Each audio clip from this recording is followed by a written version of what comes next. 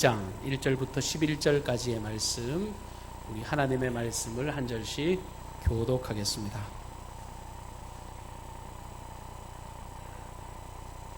제가 1절을 먼저 봉독하겠습니다. 헤롯 왕 때에 예수께서 유대 베들레헴에서 나심에 동방으로부터 박사들이 예루살렘에 이르러 말하되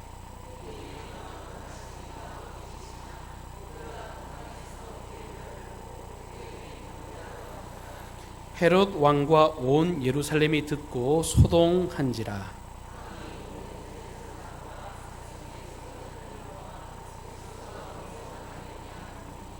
이르되 유대 베들레헴이오니 이는 선지자로 이렇게 기록된 바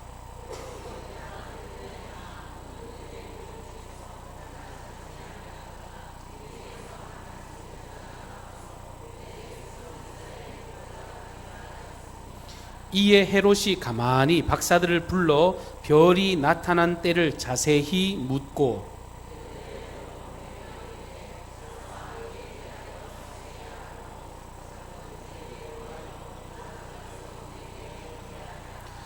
박사들이 왕의 말을 듣고 갈새 동방에서 보던 그 별이 문득 앞서 인도하여 가다가 악이 있는 곳 위에 머물러 서 있는지라.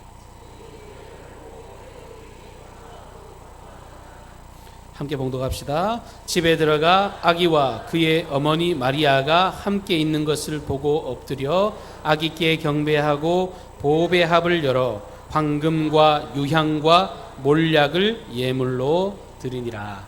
아멘. 오늘 이제 대림절 첫 번째 주일인데 예수의 행복, 평안, 만족이 충만히 넘치시기를 주님의 이름으로 축복합니다. 제가 극동방송 생방송하러 일주일에 한 번씩 금요일마다 방송국에 가는데요. 지난번에 극동방송에 방송하러 가서 들은 이야기입니다. 한 목사님께서 굉장히 걱정스러운 표정으로 거기서 그런 이야기를 하시는 거예요. 아이고, 크리스마스가 다가오는데 참 분위기가 안 난다. 옛날부터 산타클로스가 이제 크리스마스 주인공이 되지를 않나. 그리고 요즘 음원 저작권 문제 때문에 길거리나 상점에서 성탄 캐롤송을 들을 수가 없다. 가면 갈수록 이 크리스마스 분위기가 나지 않는 게 참 걱정이다. 이렇게 혀를 차면서 걱정을 하셨습니다. 우려 섞인 말씀을 다 뱉으시는데 그때 저랑 같이 진행하는 그 PD님께서 이런 이야기를 딱 하시는 거예요. 아이고, 목사님, 그래도 그나마 산타클로스 이야기 할 때만 해도 좋았다는 거예요. 그래도 그때만 해도 뭐 캐롤이나 뭐 분위기나 성탄 느낌이 났는데 요즘 젊은이들, 요즘 아이들 같은 경우는요, 아예 크리스마스보다 이 할로윈이라고 하는 귀신 분장해가지고 과자 받는 그 날을 더 중요한 날이라고 생각을 한다는 겁니다. 그러면서 이유를 설명하는데 진짜 씁쓸하더라고요. 쾌케메군 2000년 전에 한 젊은 사람, 그 아기 예수 태어났다고 나랑 전혀 상관없는 사람 생일 의미 없이 축하하는 것보다 자기 스스로가 주인공이 돼가지고 귀신 분장도요, 독창적으로 하는 거예요. 독창적으로 귀신 분장해가지고 자기의 독특함을 다른 사람들에게 드러내가지고 자기를 나타내고 자기가 칭찬받고, 요즘 또 사진을 찍는 걸 좋아하는 시대잖아요. 자기 SNS에 올리고 다른 사람에게 이랬다 저랬다 칭찬받는 그런 일들이 좋아서 이 할로윈이 훨씬 더 인기 있는 절기랄까요? 그런 날이 됐다라고 하는 겁니다. 실제로 크리스마스는 쇠락해가고 있고 할로윈, 귀신 분장해가지고 어떤 사람은 포장해서 이야기를 해요. 할로윈이 가톨릭 교회에서 성인들을 기념하는 날로 시작됐다고 그러지만 사실은 그 이상 올라가면 이 아일랜드의 켄트족이라고 하는 사람들, 결국은 귀신으로부터 자기 지키려고 하는 그런 것들로 시작된 날들입니다. 그러니까 완전히 지금 엉뚱하게 흘러가고 있고, 왕이신 주님이 아닌 정말 자기 중심의 세상으로 이렇게 변해가고 있다는 것이 얼마나 가슴 아픈 일인지 모르겠습니다. 우리 그리스도인들조차도 크리스마스의 의미를 자꾸 상실해가고 있는 것 같아서 속상해요. 원래 크리스마스라고 하는 그 말 자체가 어떤 의미를 가지고 있냐면, 이 그리스도라고 하는 크라이스트와 이 메스, 예배라고 하는 의미가 이렇게 함께 합성이 된 말이 크리스마스입니다. 그러니까 예수 오심에 대한 기쁨으로 그분께 감사의 예배 드리는 날이 크리스마스입니다. 예수님이 이 땅에 왜 오셨습니까? 구원자로 오셨거든요. 기쁜 소식으로 오셨거든요. 그러니까 그 소식이 너무너무 행복하고 감사해서 그 하나님께 합당한 영광의 예배를 드리는 날이 크리스마스예요. 우리가 대림절 첫 번째 주일을 지금 맞이하고 있습니다. 우리가 어떤 생각으로 이 크리스마스를 보내야 되고 이 크리스마스 시즌에 우리가 어떤 마음으로 살아야 될지를 여러분 새롭게 결단하는 시간이 됐으면 좋겠고요. 특별히 오늘 주신 이 말씀을 통해서 이 동방박사들의 이 경배하는 모습을 통해서 우리가 크리스마스의 진짜 의미대로 우리가 새롭게 회복하는 은총이 있기를 주님의 이름으로 축복합니다.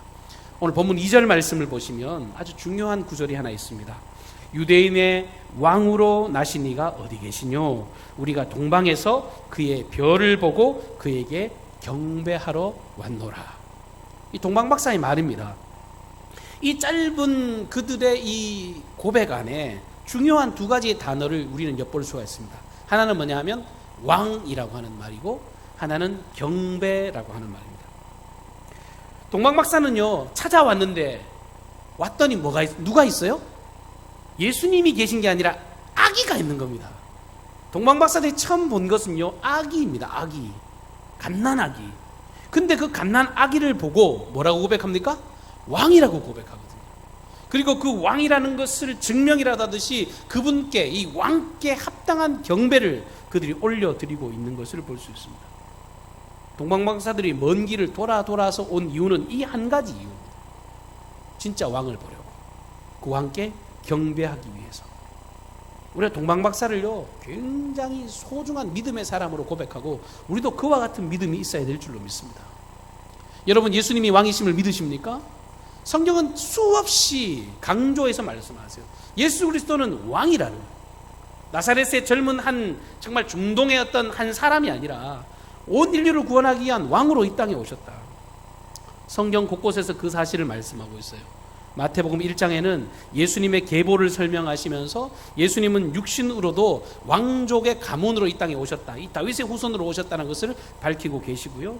그리고 마태복음 21장 5절 말씀에는 시온의 딸에게 이르기를 내 왕이 내게 임하나니 그는 겸손하여 낙이 곧 멍에 매는 짐승의 새끼를 탔다라고 예수의 왕되심을 증언했습니다. 그리고 마태복음 21장 11절 말씀에는 본디오 빌라도가 예수님을 신문하면서 이렇게 이야기를 합니다. 네가 왕이냐? 이렇게 질문할 때 예수님께서는 네 말이 옳도다라고 하시면서 자기의 왕되심을 서슴없이 나타내 보여주셨습니다. 그리고 빌립보서 2장 9절 이하의 말씀에 보면 이러므로 하나님이 그를 지극히 높여 모든 이름 위에 뛰어난 이름을 주사 하늘에 있는 자들과 땅에 있는 자들과 땅 아래에 있는 자들로 모든 무릎을 예수의 이름에 꿇게 하시고 모든 입으로 예수 그리스도를 주라 시인하여 하나님 아버지께 영광을 돌리게 하셨느니라. 예수 오심이 모든 무릎이 그 이름에 굴복하고 무릎 꿇게 하시려고 예수님이 오셨다라고 성경은 증언하십니다. 끝으로 마태복음 28장 18절 말씀에는요, 예수께서 나와 일러 가라사대 하늘과 땅의 모든 권세를 내게 주셨으니, 이 권세를 먼저 말씀하시고 난 뒤에 제자들에게 모든 땅끝까지 이르러 주님의 증인으로 살아가고 제자로 살아가라고 귀한 명령을 허락해 주셨습니다. 예수님은 전 우주의 통치자이세요. 모든 것의 주인이시고 만왕의 왕이 되시는 겁니다. 왕 중에 왕이세요.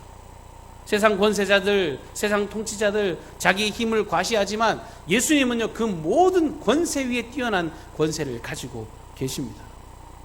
그리고 실제로 예수님의 공생의 사역을 가만히 쳐다보면 실제로 예수님이 살아가실 때 스스로 자기의 왕되심을 드러내신 적이 많으십니다. 사람들의 질병을 고쳐주셨잖아요. 근데 단순히 질병을 고쳐주신 것으로 끝나는 것이 아니라 예수님은 그들에게 죄 사하는 권세를 나타내 보여주셨습니다. 그래서 너는 죄 사함을 받으라. 여러분, 죄를 누가 사해요? 신이 아니고 누가 죄를 사하는 권세를 가지겠습니까? 예수님은 죽은 자를 살리십니다. 죽음을 극복한다는 건 사람의 영역이 아닌데 주님이 죽음을 통제하심으로써 자기가 만유의 통치자이심을 나타내 보여주셨습니다. 풍랑이 있는 바다를 향해서 잠잠하라 명령하실 때 그 풍랑이 잠잠해졌어요. 모든 피조 세계도 그분 앞에 순복하는 걸로 봐서 그분은 진짜 왕이요 살아계신 하나님이 되시는 겁니다. 그러니까 예수님을 생각할 때 단순히 유대인에 국한시켜가지고 저 중동의 젊은 한 사람 이렇게 기억하시면 곤란해요. 모든 인류의 왕이시고 모든 만물의 주인이시다라고 하는 이 고백이 저와 여러분 가운데 회복되어야 될 줄로 믿습니다. 근데요, 예수님의 이 오심에 대해서 이 동방박사만 예수님을 만난 게 아닙니다.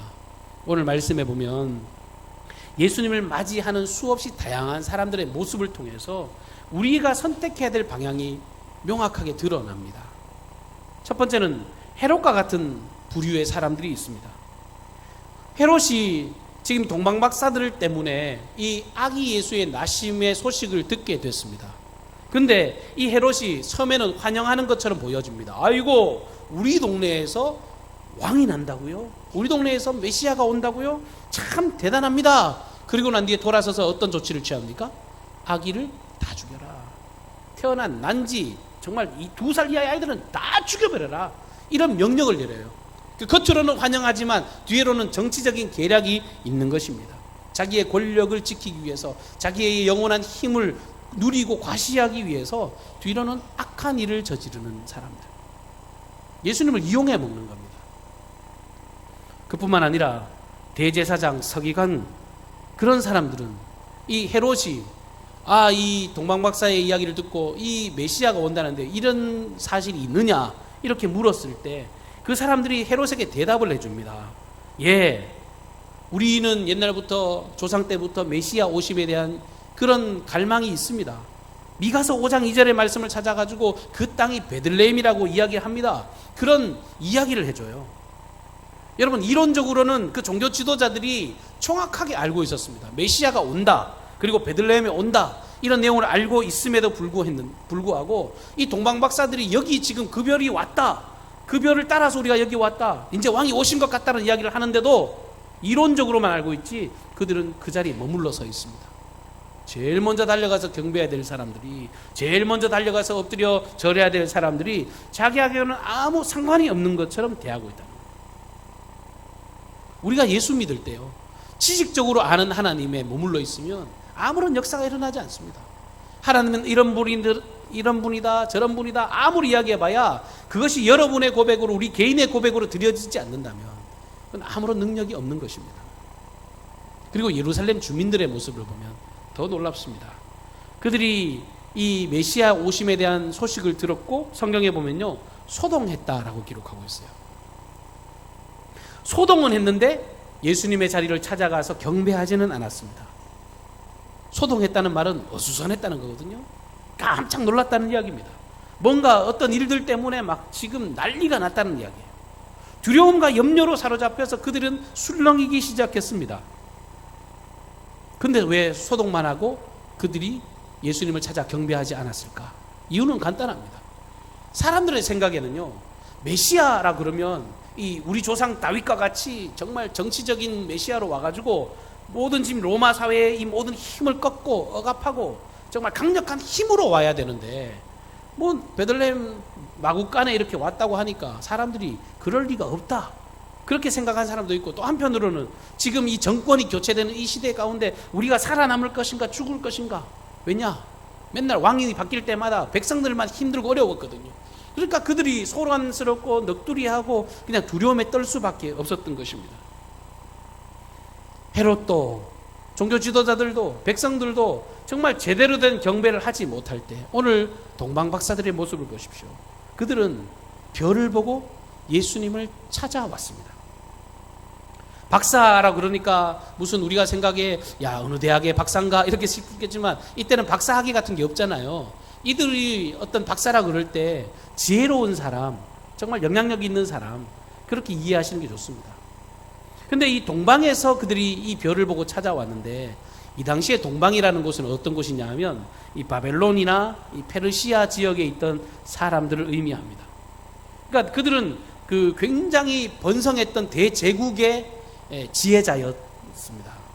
그러니까 문명이 앞섰던 곳에 이 바벨론, 페르시아 제국의 어떤 그런 그 천문학자들로 이렇게 추정이 되는데, 그들은 늘 별을 보면서 운명을 점치고 이 세상이 돌아가는 것을 생각을 하고 뭐 이렇게 돌아가는 것들을, 이 별을, 천문학을 연구하면서 공부했던 사람인데, 아마도 그들 중에는 이 구약에 예언된 메시아에 관한 소식을 듣고 그것을 접목해서 알고 있었던 사람들이었던 것으로 추정이 됩니다.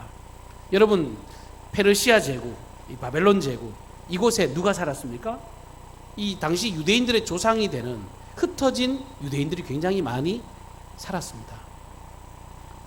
그 유대가 이렇게 사라질 때, 북이스라엘 남유다가 이렇게 쪼개져고 침탈당해가지고 나라가 없어졌을 때 포로로 끌려갔던 사람들이 있죠. 대표적인 인물이 다니엘과 그의 세 친구 같은 사람들 아닙니까? 에스라 같은 사람들, 느헤미야 같은 사람들, 그런 사람들이 정말 타국에 가가지고 그 나라에 가서 정말 믿는 사람으로서의 아름다운 삶을 살았는데, 그들의 말이 늘 메시아에 대한 갈망이 있었거든요. 다시금 메시아가 와서 이 땅을 변화시킬 것이고, 메시아가 와서 우리를 새롭게 할 것이고, 그런 이야기들을 했다는 거예요. 근데 나중에 그들이 얼마나 영향력을 미쳤는지 성경은 분명히 기록하고 있습니다. 그러니까 천문학자들의 입장에서 이 들어왔던 이 구약에 대한 이야기, 그 메시아에 관한 이야기가 뭔가 그 별을 딱 보는 순간 직감이 되어지는 거예요. 이사야 9장 말씀에 보면 이런 말씀이 있습니다. 전에 고통하던 자에게 흑암이 있으리로다. 옛적에는 여호와께서 스불론 땅과 납달리 땅으로 멸시를 당케 하셨더니 후에는 해변길과 요단 저편 이방의 갈릴리를 영화롭게 하셨느니라. 흑암에 행하던 백성이 큰 빛을 보고 사망의 그늘진 땅에 거하던 자에게 빛이 비치도다. 큰 빛으로 구약에서 그 메시아가 올 것을 예언하고 있습니다. 민수기 24장 17절 말씀에도 한 별이 야곱에게 나오며 한 홀이 이스라엘에게서 일어나서 모압을 이 편에서 저 편까지 쳐서 파하고 또 소동하는 자식들을 다 멸하리로다. 별이 일어나서 이 세상을 통치할 것을 구약이 예언했는데, 이들이 연구하면서 그 구약의 메시지를 묵상하고 있는 중에, 이 별이 심상치 않은 별이로구나, 이 별이 대단한 별이로구나, 이 별을 따라가면 이 구약에서 말하고 있는 이 메시아를 나는 만날 수 있겠구나, 그렇게 생각을 했던 것입니다. 여러분, 그냥 별을 보고 지나칠 수 있어요. 그냥 별을 그러려니 넘어갈 수 있습니다. 그런데 이들은 연구하다가 운명적으로 그 별이 메시아의 별임을 깨달아 알고 당장에 길을 나섰습니다. 여러분, 한 사람이 길을 나서서 어떤 박사 한 명이 왔다 그러면 사실은 저는 조금 갸우뚱하고 너무 편협하지 않을까 생각할 수 있습니다. 근데 여기 보면 다수의 사람입니다. 황금과 유황과 모략을 들인 것으로 봐서 최소한 3명 이상의 사람들. 여러분, 착각하지 마세요. 동방박사는 3사람이 아닙니다. 동방박사 3사람이라는 얘기는 성경에 기록되어 있지 않습니다. 다만 예물이 3개일 뿐입니다. 그러니까 최소한 3명 이상의 사람들이 이 별을 보고 반응했다는 거예요. 열망하고 갈망하고 기대하다가 이 동방박사들이 서로 논의하는 거예요. 내가 저 별이 이상하다고 생각하는데 당신 생각은 어떠냐고. 근데 그들이 모두 다 공감하는 이야기를 하는 거예요. 나도 그렇게 생각한다고. 당신도 연구했더니 그러냐? 나도 그렇게 생각한다. 모두 다 합당한 결론을 내리고 그 별을 쫓아서 달려간 것입니다. 광야를 지내오는 길이 쉬웠을까요? 메시아를 만나는 길이 쉽지 않았습니다. 여러분, 광야, 저는 성지순례를 안 가봐서 잘 모르겠는데 말씀을 들어보니까요, 낮에야 뜨거운 태양 아래 엄청 뜨겁다는 건 알아요. 근데 갔다 오신 분이 하세요. 해 떨어지면 엄청 춥다는 거예요. 여러분, 광야가 그런 곳입니다. 그 온도 차가 너무너무 심해서 낮에는 타 죽을 만큼 뜨거운데 밤에는 또 그렇게 몸서리처럼 추워요. 이때 무슨 안전장치가 있습니까? 광야는 빌딩이 없기 때문에 길도 제대로 알래야 알 수가 없습니다. 방향을 찾을 수가 없습니다. 그 들짐승들의 위협도 있고 정갈 같은 그런 해충들의 고통도 있고 많은 지역물들, 그 모래바람, 이런 것들을 뚫고 찾아가는 그야말로 난관이 계속되어지는 길을 그들이 걸어갔습니다. 뭐 때문에요? 메시아 만나는 그 일념 하나 때문에. 저 별을 따라가면 구약에 약속하신 그 메시아를 볼 수 있겠다라고 하는 그 일념 하에 많은 고난과 고통을 뒤로하고 끝까지 전진했던 것입니다. 그리고 난 뒤에 도착했던 그 자리에 아기 예수가 있었습니다. 아기였지만 그들이 확신하며 그 아기 예수께 마음을 다해, 온 마음을 다해 경배했습니다. 이유는 한 가지예요. 그 아기가 인류를 구원할 왕이심을 그들이 확신했기 때문에 그렇습니다. 왕이신 그 주님 앞에 경배하는 것, 이보다 더 중요한 일은 없다고 생각하고 그 한 가지 일념으로 이 모든 순례의 길을 감당했던 것입니다. 그래서 그들이 갓 태어난 그 아기 앞에서 오늘 말씀해 보면 크게 기뻐하고 기뻐하며 그 분께 경배하는 것을 볼 수 있습니다. 저는 동방박사가 이후에 어떻게 살았다는 이야기가 성경에 기록되어 있지 않지만 저는 틀림없이 멋지고 아름다운 인생을 살았다고 생각합니다.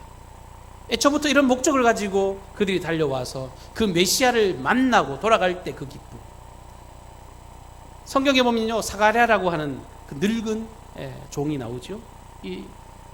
근데 그런 사람들이 보면요, 정말 평생 동안 기다리다가 그 아기 예수를 만나면서 기쁨과 희열에 넘쳐서 이제 나 눈 감아도 이제 더 이상 여한이 없다라고 그렇게 고백을 하거든요. 동방박사도 마찬가지인 거예요. 힘들고 어렵게 달려왔지만 그 아기 예수를 보니까 내 인생의 이제 유일한 소망을 바라보니까 내 인생은 진짜 주님 한 분으로 난 충분합니다라고 기쁨으로 돌아가서 아름다운 열매를 맺으며 살았을 거예요. 구세주를 만난다는 건 정말 값지고 아름다운 일입니다. 예수님을 자꾸 그냥 우리가 영화를 통해서 이렇게 자꾸 생각을 하는데요, 예수님은 우리의 구세주이십니다. 모든 인류의 죄를 멸하시고 죄를 사하시고 영원한 자유와 기쁨을 주신 생명의 주님이라는 겁니다.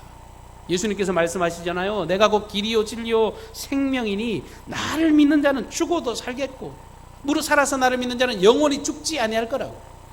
너희들이 나를 믿어서 영생을 얻게 되었다라고, 사망에서 생명으로 옮겨지게 되었나라고 주님은 우리에게 선언하십니다. 그 주님을 만나니 인생이 변화되고 인생의 소망이 넘치는 겁니다. 성탄이 다가와도 주님이 전혀 그렇게 희열로 다가오지 않는다면 병들어도 심각하게 병이 드는 거예요. 여러분, 어떤 분은 예수님을 경배하고 예수님을 만나는 것을 어떻게 해석하느냐 하면 이렇게 이야기를 하더라고요. 전기 코드에 코드 꽂는 걸 플러그인이라 그러잖아요. 제가 지난 며칠 동안 이 성탄 트리 때문에 작업을 하는데요, 전기 전구가 이렇게 한 줄에 600구가 남겨졌어요. 작은 전구가. 그냥 막 치렁치렁 얽혀있고 설켜있고 전구가 굉장히 많습니다. 근데 전구를 다 이렇게 걸어놓고 난 뒤에 제 마음 가운데 이제 마지막 해야 될 일 있잖아요. 뭐예요? 코드를 꽂아야 돼요. 코드 꽂을 때 제 심정이 어땠을까요? 불 안 들어오면 어떡하지? 여러분들은 안 만드셨으니까 그런 마음 안 들죠. 정말 열심히 노력해가지고 불 안 들어오면 얼마나 속상하겠어요. 다 걸어놓고 코드를 꽂기 직전에 그 두근두근 거리는 그 마음. 그러면서 코드를 탁 꽂았는데 밤에요, 불이 쫙 하고 들어오는데 속에서 할렐루야 할렐루야 너무너무 기쁜 거예요. 예수 믿는다는 게 거창한 게 아닙니다, 여러분. 예수 믿는다는 게 뭔데요? 예수 믿는다는 건요, 예수님의 권능, 예수님의 능력, 예수님의 그 힘에 내가 연결되어진다는 게 예수 믿는 거예요. 교회 다니는 게 예수 믿는 게 아니라 예수님의 그 강력한 힘이, 그 강력한 능력이 내 속에 들어와서 예수의 능력으로 내가 삽니다. 예수의 능력으로 내가 열매를 맺습니다. 예수의 능력으로 아름다운 생명을 내가 나타내며 살겠습니다. 그 왕의 능력이 내 능력이고, 왕의 은총이 나의 은총이고, 왕이 경험하는 그 축복이 나의 축복으로 흘러 들어오는 것, 그게 진짜 예수 믿는 것 아니겠습니까? 이게 성도들의 힘이에요. 예수님께서 말씀하시죠. 요한복음 1장 12절 말씀. 영접하는 자, 곧 그 이름을 믿는 자들에게는 하나님의 자녀가 되는 권세를 주셨다. 여러분, 아버지가 어떤 분이신지 잘 모르겠습니다. 근데 성경은 분명히 이렇게 말씀하세요. 우리가 믿는 하나님 아버지는 천지 모든 것을 창조하시고 모든 인류의 죄를 사하시고 모든 것의 질서를 잡아가시는 전능자신데, 우리가 그분을 영접하고 그분께 들어가면 그분이 내 아버지 되시겠다. 어떻게 기운을 잃고 살아요?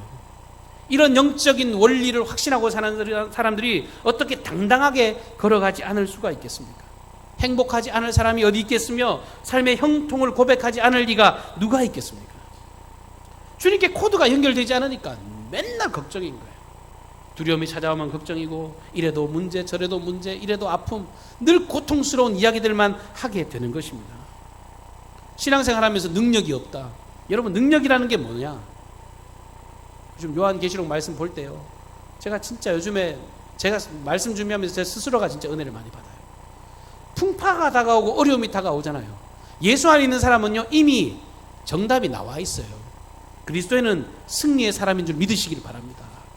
악인은 심판을 당하고 악인은 멸망을 당하고 악인은 하나님 앞에 철저하게 다 분토와 같이 사라지겠지만, 그리스도 안에 있는 자들은요, 지금은 당장 고난인 것 같고 지금은 당장 어려움인 것 같지만, 주님은요, 하늘나라의 그 모든 내생물 24장로들 14만 4천의 구원받은 성도들과 함께 하늘의 영광을 찬양하는 그런 결론을 우리에게 허락해 주셨다라고 하는 겁니다.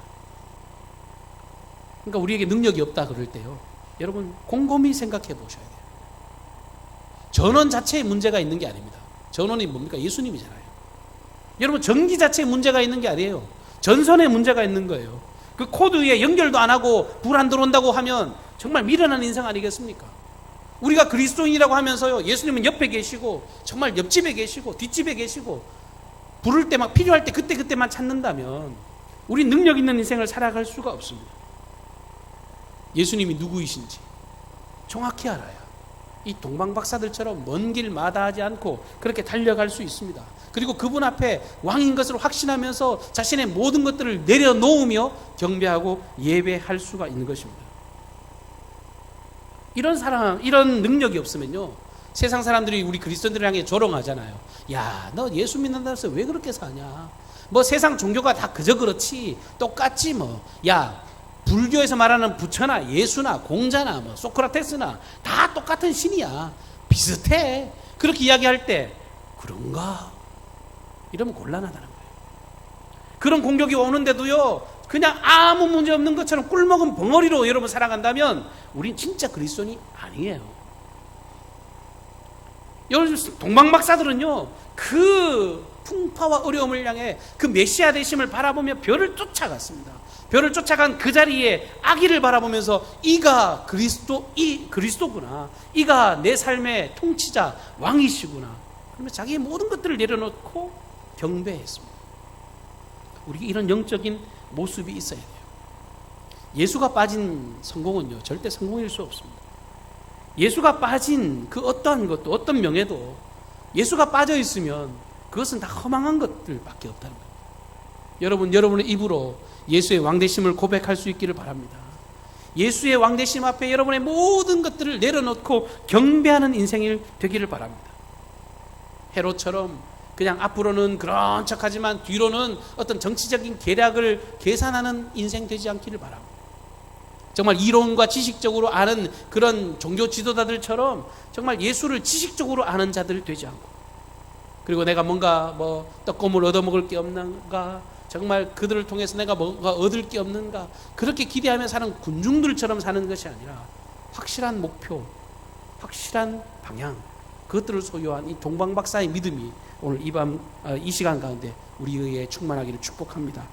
예수님의 왕되심, 그것을 날마다 시인하십시오. 제가 새벽에도 말씀드렸는데요, 제가 친하게 지내는 목사님은요, 힘들고 어려울 때마다 기도하십니다.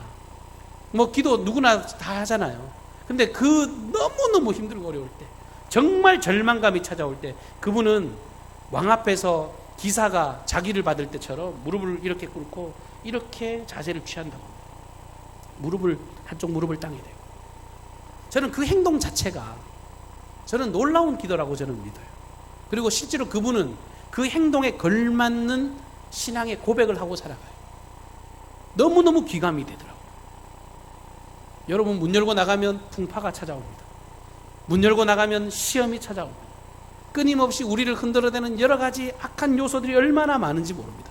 그런데 여러분, 그 모든 난관 다 필요 없습니다. 우리의 눈에 오로지 그 별이 보여야 돼요. 진짜 구원하는 그 별이 보여야 돼요. 그리고 그 별을 바라보는 그 일에 정말 아무것도 타협하지 않고 그 현장에 가서 그 끝지점에 계신 우리의 영원한 왕이신 예수 그리스도를 바라보고 정말 온 마음의 경배로, 오늘 동방박사들이 저희가 별을 보고 가장 크게 기뻐하고 기뻐하더라, 이렇게 고백한 것처럼 예수 오심, 나를 구원하신 그 생명과 사랑에 감격하며 평생토록 그 하나님만 높이고 인정하는 복되고 귀한 믿음의 삶이 되시기를 주님의 이름으로 축복합니다. 우리 함께 기도하십시다. 고마우신 주님, 성탄의 절기입니다. 우리 대림절 첫 번째 주일을 지나면서 이 동방박사들의 믿음의 모습을 우리가 함께 묵상했습니다. 하나님께서 아버지 그들의 구원자로 임하셨다는 것을 그들이 온전히 바라볼 수 있는 믿음의 눈을 아버지 허락받았습니다.